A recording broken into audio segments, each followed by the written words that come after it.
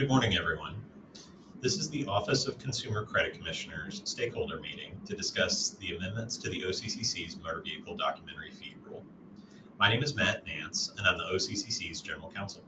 I'm joined by other members of the OCCC staff, including Commissioner Leslie Pettyjohn, Deputy Director of Consumer Protection Carl Ubenthal, Financial Examiner Che Baker, Assistant General Counsel Audrey Spalding, and Paralegal Nico Fisher, who's acting as our meeting organizer. We're holding this meeting through an online webinar, and I want to thank everyone for joining us. Getting input from stakeholders is a really important part of our rulemaking process, and these meetings help us make sure we produce the best rules possible. So our webinar platform is GoToWebinar. Some of you might be listening on your phones, some may be watching on computers, and some may be doing both. And for those watching on a computer, there should be a question or chat window where you can submit comments to staff. If you have technical questions about using the webinar, you can type them in and Nico will try to answer those questions. We're discussing a pre-comment draft of rule amendments that is available on the OCCC's webpage for recent and upcoming rules. On that webpage, you can see the draft rules by clicking the link for Motor Vehicle Documentary Fee. And if you have any comments on the rule amendments, you can go ahead and type those at any time, and I'll be getting to those in just a few minutes. And if you're on a computer with a mic, there will be a function allowing you to raise your hand, and then we can let you make a comment verbally. So first, I'd like to provide a high-level summary of these draft rule amendments, and then lay out the proposed timeline for the rule, and you'll have a chance to provide comments. So these rule amendments deal with motor vehicle documentary fees, or doc fees, for motor vehicle retail installment transactions under Chapter 348 of the Texas Finance Code. Motor vehicle dealers can charge a doc fee in motor vehicle retail installment transactions under Section 348.006 of the Finance Code, and the doc fee is intended to compensate the dealer for costs incurred in complying with the dealer's legal responsibilities to handle and process documents relating to the sale of a vehicle. The statute authorizes the Texas Finance Commission to set a reasonable doc fee amount. For any doc fee that's over the set reasonable amount, the statute requires the dealer to notify the OCCC before charging the fee and directs the OCCC to review the fee for reasonableness. The OCCC's Rule at 7, Texas Administrative Code Section 84.205 describes the doc fee amount considered reasonable, and also describes the standards that the OCCC uses to review the reasonableness of doc fees submitted by dealers.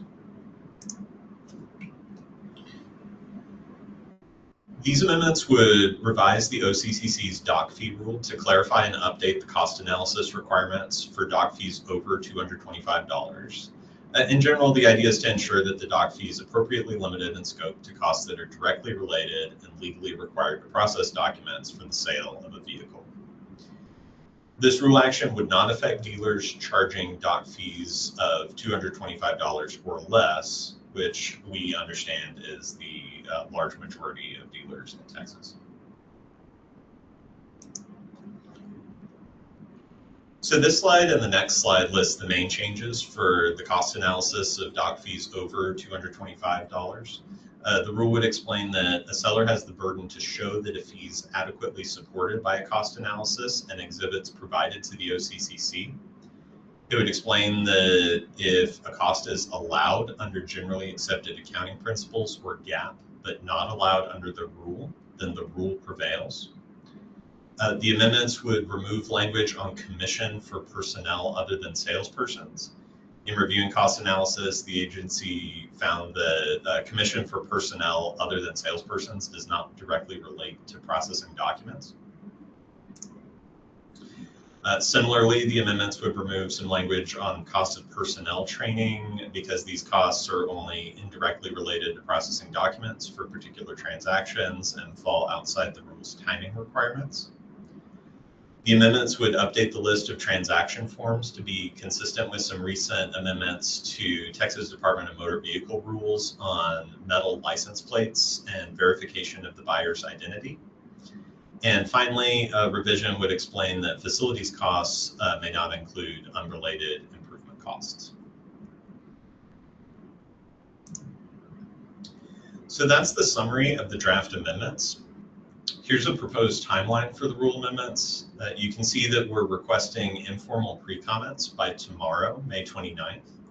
We intend to propose the amendments at the Finance Commission's June 19th meeting. There would be an official comment period during the month of July. We'd present the rule for adoption at the Finance Commission's August meeting, and the rule would be effective in September. But this is, of course, a tentative timeline, and all of this is subject to the Finance Commission's approval of the rule amendments. So with that, I have summarized the rule action, and I'll open things up to comments on the rule amendments.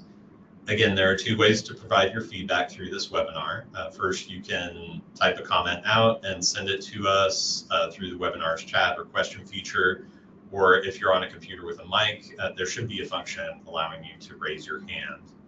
Also, if you have a longer written question, feel free to type a quick message into the field explaining to us that you have a longer message, and we can allow some time for you to type out a longer written question.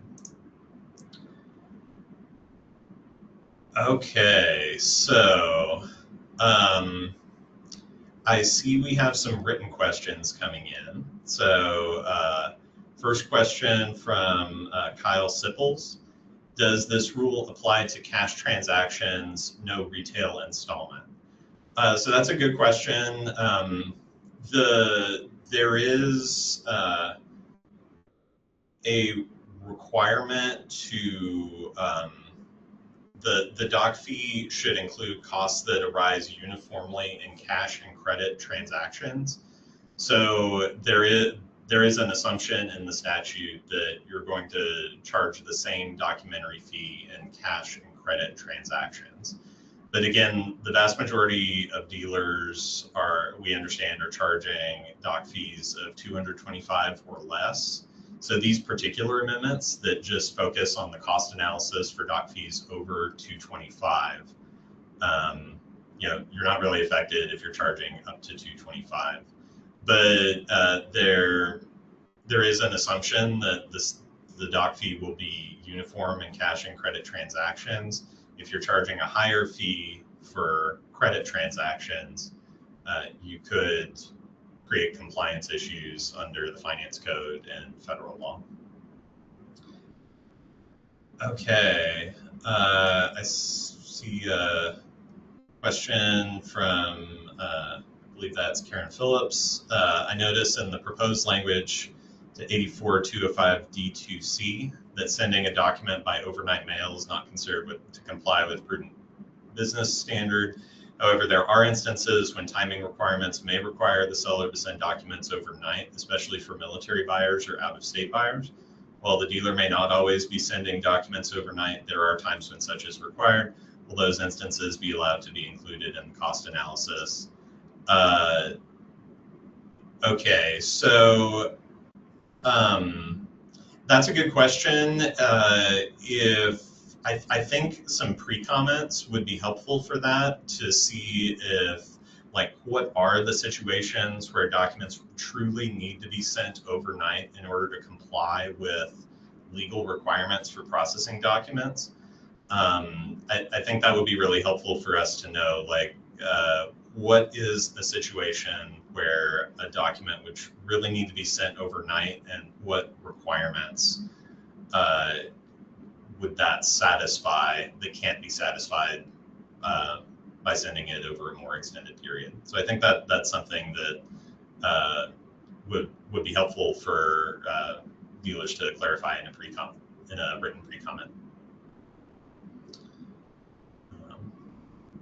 Okay, so good questions so far. Nico, do we have any other written questions through the webinar or any hand raises? At this time, there are no other questions or hand raised at this time. Okay. Oh, excuse me, we do have one hand raised from Ms. Phillips. Okay. Nico, can you unmute Ms. Phillips? Ms. Phillips, you should be unmuted, and you speak when you're ready.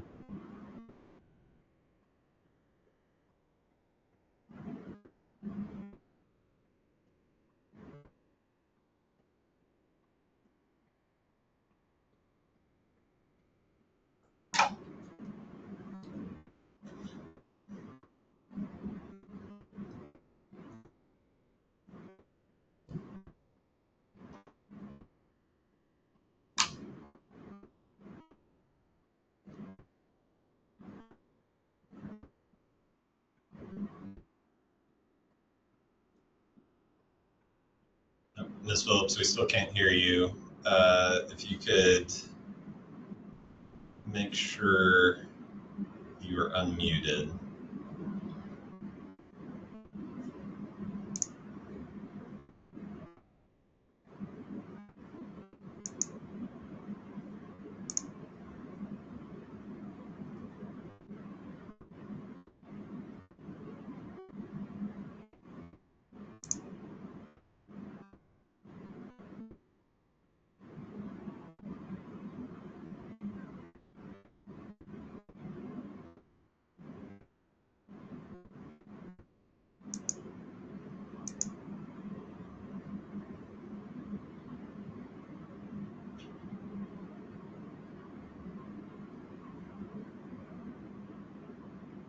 Okay, we still can't hear Ms. Phillips.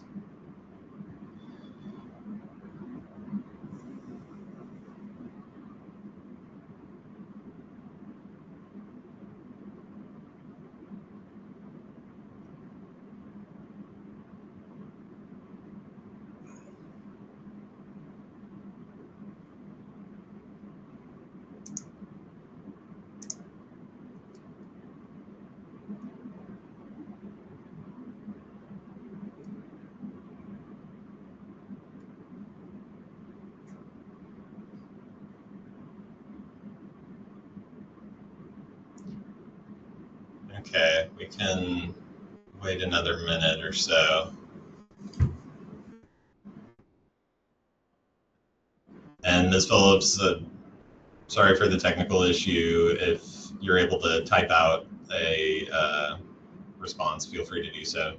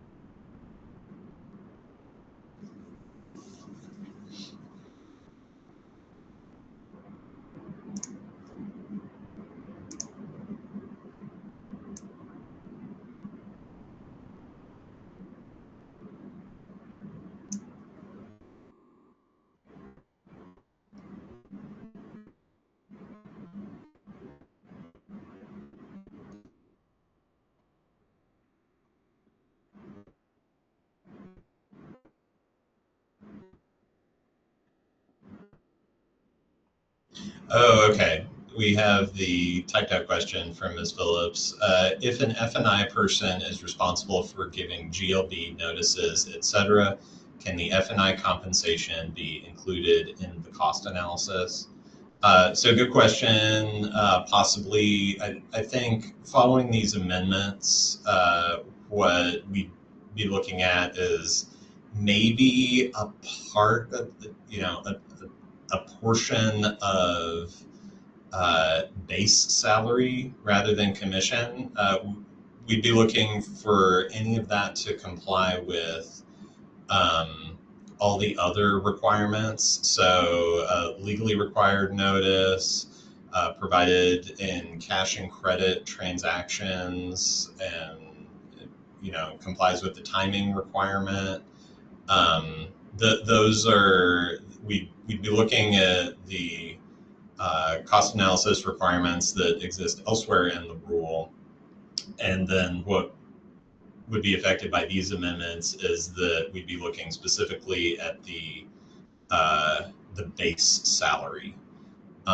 So possibly a portion, but again, part of the intent here is to make sure that the costs included are really limited to those directly related costs that comply with the timing requirements, the uniform and cash and credit requirements, and the other cost analysis requirements in the rule. Okay.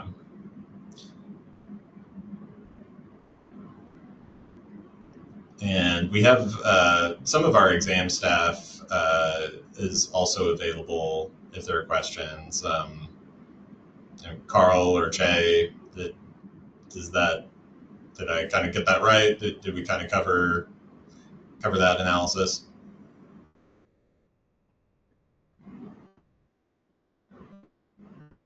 Yeah, hi, this is Carl Hubenthal, Deputy Director of Consumer Protection. Yeah, Matt, I think you're right. Any sort of, forms that are or duties that are performed both in cash and credit um, can be factored in an F&I. Some portion of an F&I manager's salary can be factored in normally in what we see in the doc fee submissions. Okay, thanks, Carl. Another question from Ms. Phillips, is the cost of using a third-party deputy or an out-of-state company for transacting the paperwork, is that allowable as a cost for the documentary fee? Again, with the deputy, I think we'd be looking at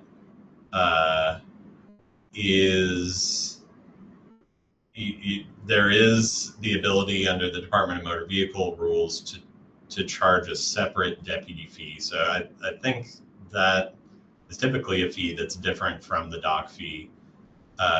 Again, this might be a kind of other cost. And then out-of-state companies, this gets a little challenging because out-of-state transactions are probably a really small portion of overall sales. And so, we're typically reviewing a single doc fee amount for a dealership. So I don't know, there could be some challenges with reviewing costs of out-of-state transactions that come up so rarely. But there is kind of an other category in the cost analysis that dealers could submit something for our review. But yeah, that seems like kind of an uncommon cost that would be difficult to include in an overall doc fee amount, but it's something that we could review and take a look at.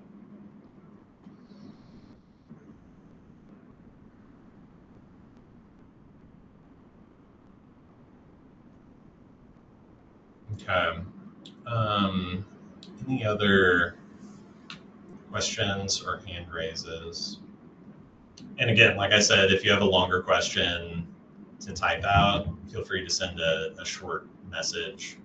We can give you some more time to type out that question.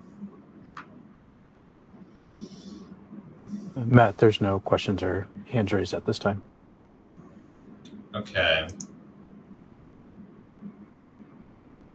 Well, I will wait one more minute just in case there are any hand raises or questions.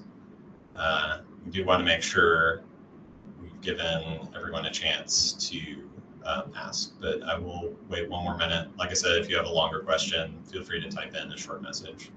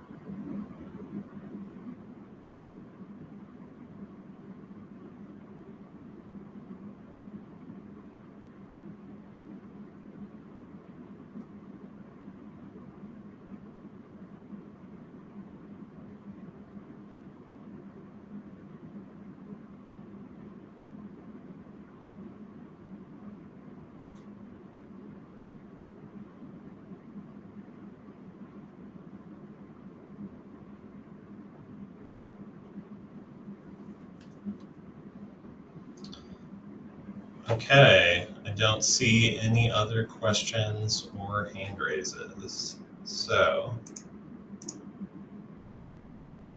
like I said, we are accepting informal pre-comments on this rule action. We ask you to submit those by 5 p.m. tomorrow, May 29th. And as always, rule updates are available on our webpage for recent and upcoming rules, which has the URL listed on this slide. We will be posting the audio of this meeting as well, and a link to that will be available on the rules webpage. Please email any pre-comments to me at rule.comments@occc.texas.gov, which is our email address for rule comments. Thank you all for attending. Please be safe out there, and we'll see you next time. Thank you.